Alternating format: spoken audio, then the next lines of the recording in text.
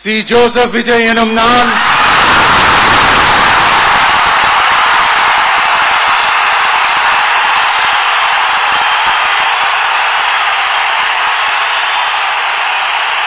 சட்டப்படி அமைக்கப்பெற்ற இந்திய அரசியல் அமைப்பின்பால்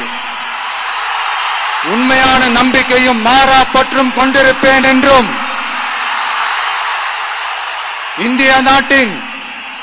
ஒப்பில்லாத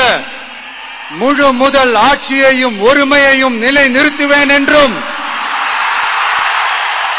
தமிழ்நாட்டு அரசின் முதலமைச்சராக உண்மையாகவும் உளச்சான்றின்படியும் என் கடமைகளை நிறைவேற்றுவேன் என்றும் அரசியல் அமைப்பிற்கும் சட்டத்திற்கும் இணங்க அச்சமும் ஒருதலை சார்பும் இன்றி விருப்பு வெறுப்பை விலக்கி பலதரப்பட்ட மக்கள் அனைவருக்கும் நேர்மையானதை செய்வேன் என்றும் ஆண்டவன் மீது ஆணையிட்டு உறுதிமொழிகிறேன்.